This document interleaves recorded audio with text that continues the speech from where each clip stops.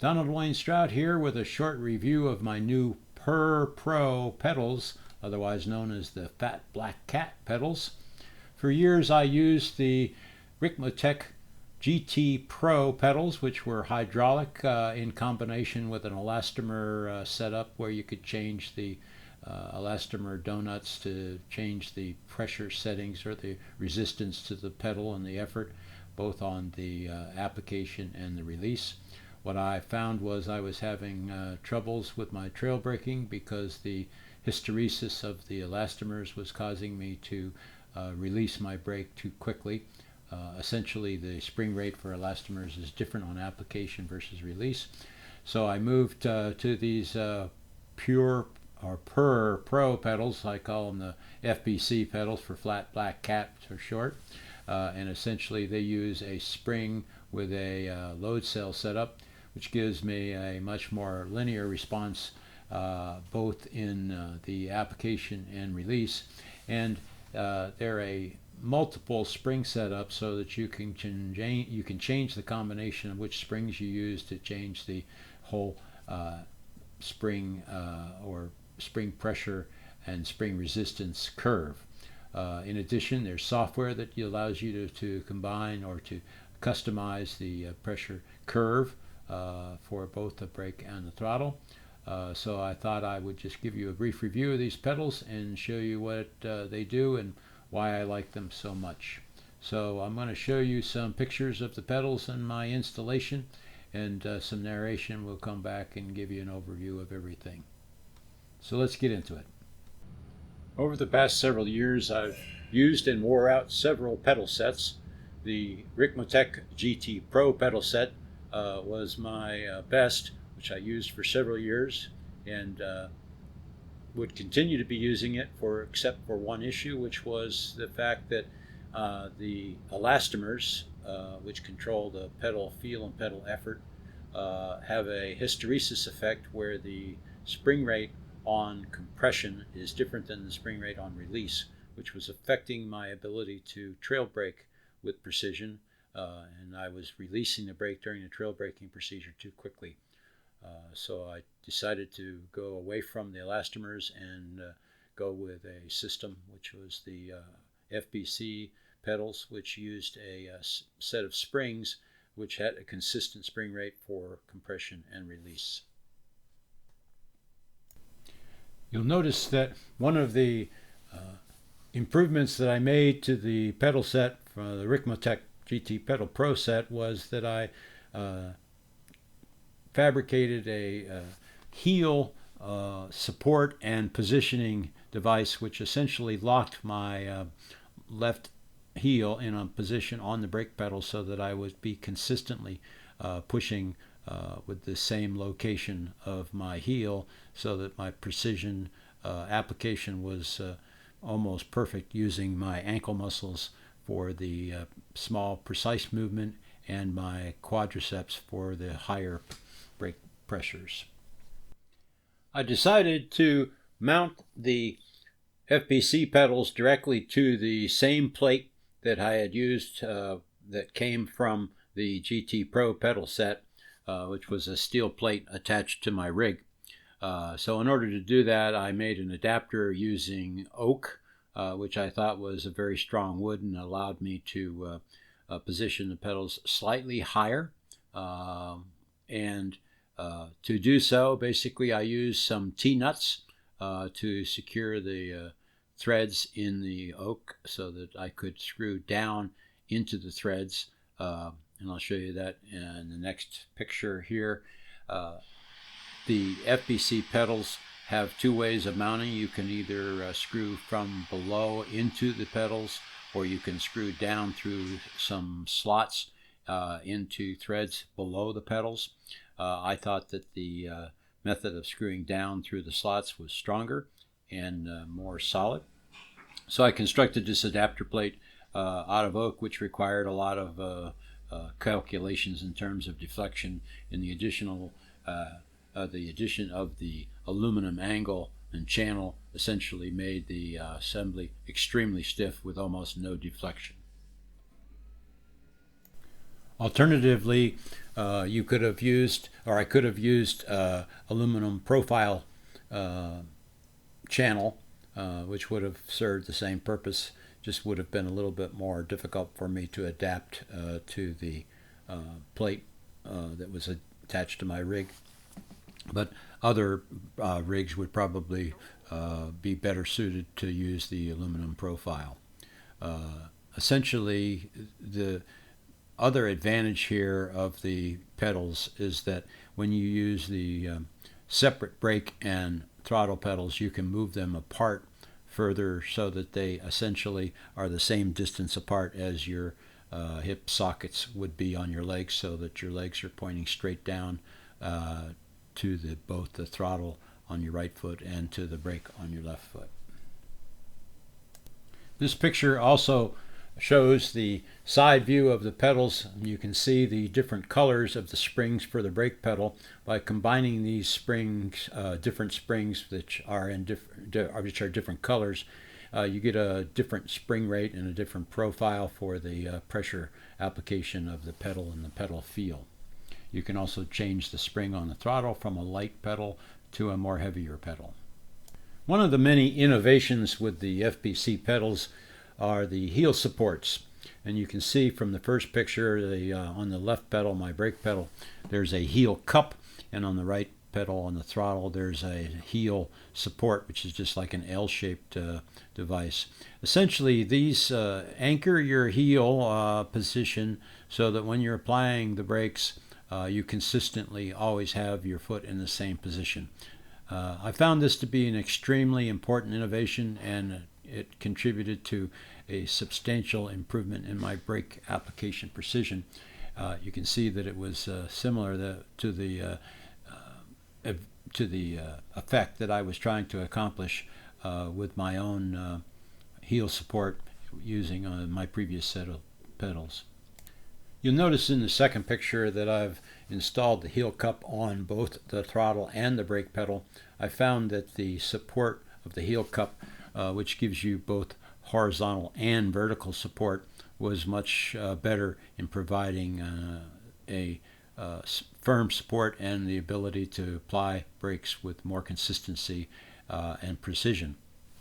You'll also notice up at the top portion of the pedals there are brackets that support the ball of your foot horizontally, so that you also hold your top part of your foot in the correct position. You can change these to a wider set for a set of shoes that require more distance between the left and right side of your ball of your foot area. So essentially this is 100% customizable to ensure that your foot is always in the same position during application of the pedals. The FPC pedals are masterfully engineered with many adjustments that allow you to exactly align the pedals for your preference. You can change the pedal face angle to ensure that the ball of your foot is properly aligned with your heel. That is the arrow, the red arrow shown there in the picture. You can adjust the pedal angle itself. That is shown with the black arrow in the picture, more upright or more laid back.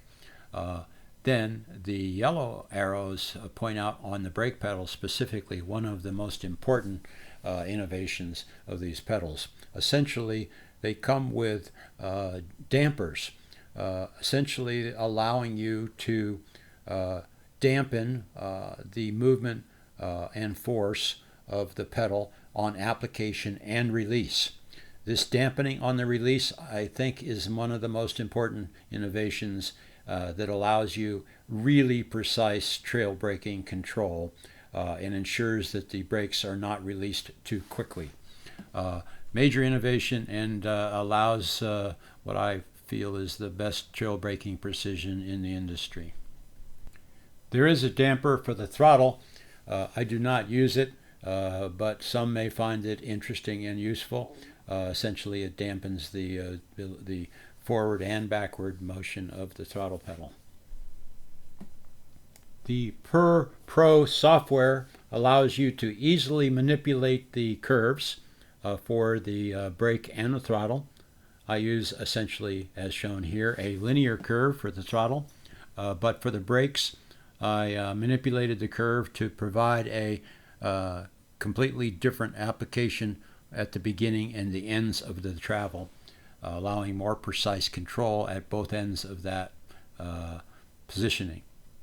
It also allows you to set up some dead spots on the throttle and on the brake to ensure that small touches to the brake pedal don't apply the brakes without your knowledge, and the same with the throttle pedal. If you have a little bit of a dead zone at the end of the throttle pedal travel, it allows you to release your pressure and not push on it so hard for fear that you may be not running at 100%. I am severely handicapped, resulting from an aircraft crash where I broke both of my legs. I still have residual pain and defective movement from that. So essentially, you can also adjust these pedals, and which I did, to reduce the overall maximum pedal force. You can change the spring, as I mentioned, for the throttle, so I went to the lighter throttle spring. And on the brakes, basically I changed that to maximum force of 50 pounds. So essentially my 100% braking is with a pedal force of 50 pounds.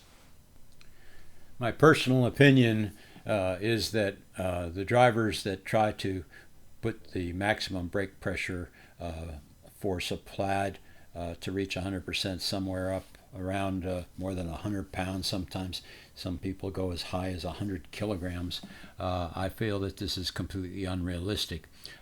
There is fact that the Formula One drivers have to apply almost 100 kilograms or maybe even more in some cases, but they are assisted in that endeavor with the G-force, sometimes as much as 4 G-force levels upon braking. So the actual pedal effort by the driver is closer to probably 50 kilograms, which would be about 100 pounds.